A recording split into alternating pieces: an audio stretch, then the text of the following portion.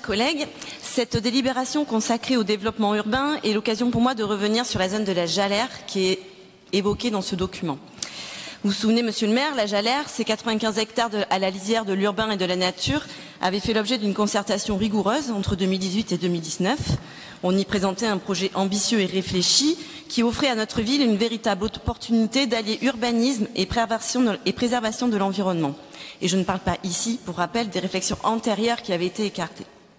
Je ne vais pas refaire l'histoire, mais en 2 mots, ce projet prévoyait la construction modérée de 2000 logements, mais aussi une restructuration des mobilités, des voiries adaptées et un réseau de mobilité douce. Et surtout, ce projet s'appuyait sur une ingénierie foncière d'échange entre foncier privé et foncier public pour créer 2 vastes et véritables continuités écologiques, 35 hectares de talles au total, reliant les zones humides existantes, entièrement préservées et restaurées, et plus largement en lien avec les écosystèmes du secteur, et le tout sanctuarisé et inaccessible au public. Plutôt que d'assumer un débat honnête et éclairé, vous l'aviez à l'époque caricaturé, perturbant la concertation à des fins, disons-le, purement électoralistes et dogmatiques. Vous l'aviez présenté comme le symbole honni de la bétonisation, alors qu'il intégrait justement une réflexion environnementale inédite. Le lendemain même de votre victoire, vous avez annoncé son abandon total.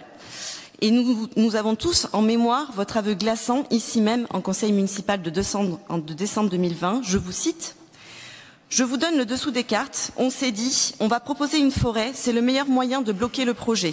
Cela se voit, c'est visible, c'est écolo. » Bref, votre choix n'était pas motivé ni par une vision, ni par une ambition environnementale sincère, mais par une simple stratégie de campagne électorale. Alors 5 ans plus tard, où en sommes-nous ? Alors que nous aurions pu espérer voir émerger cette fameuse forêt urbaine promise, rien n'a été fait. Le seul projet présenté à la concertation en 2023 ne concerne qu'une fraction du site, 35 hectares sur 95, et finalement qu'une partie seulement du foncier privé. Il ne résulte même pas de votre volonté politique, mais uniquement de la pression des propriétaires privés désireux d'aboutir à la valorisation de leur foncier. Et c'était cela même que nous avions souhaité éviter avec la volonté d'intégrer ces projets privés, tout à fait légitimes par ailleurs, dans un plan d'ensemble guidé par l'intérêt général et la volonté de mettre en valeur le patrimoine environnemental du lieu. Donc vous avez beau utiliser tous les superlatifs du monde pour verdir au maximum ce projet urbain, qui reste un projet urbain, regardons les faits. Vous enterrez l'idée même de continuité écologique. Vous prétendez créer une trame verte, mais en réalité il ne s'agit que de 2 pistes cyclables de 4 mètres de large bordées de plantations.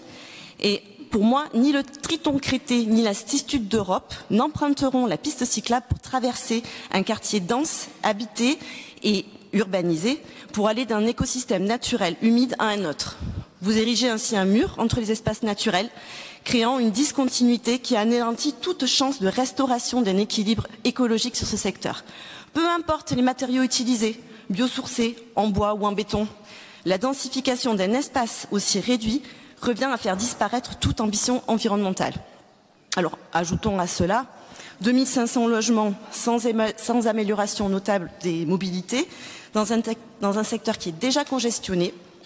Et je note par ailleurs que le premier projet qui sortira de terre, celui présenté en conseil de novembre dernier, prévoit des constructions neuves sur une parcelle d'environ 2 hectares qui sont en pleine terre. Donc tout ça pour ça. Et que dire des 40 hectares de la partie publique de la Jalère? Vous ne sanctuarisez pas, vous abandonnez. Là où une véritable restauration écologique aurait pu voir le jour, vous avez choisi l'inaction. Vous êtes maire de Bordeaux et premier vice-président de la métropole. Vous aviez toute l'attitude et les moyens pour faire différemment. Vous auriez pu restructurer l'ensemble du lieu grâce à la maîtrise du foncier public, permettant une réhabilitation écologique d'envergure, y compris sur la partie privée, grâce à ce jeu d'échange foncier, et ce, à un moindre coût pour nos finances publiques. Au lieu de ça, en laissant le temps faire son œuvre, vous condamnez un espace public en friche à se dégrader encore.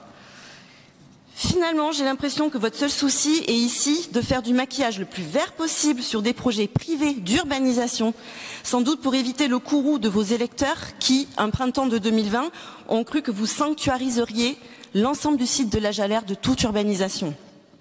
Alors, on perd sans doute une chance historique pour ce lieu stratégique, et surtout d'un point de vue écologique, et par dogmatisme.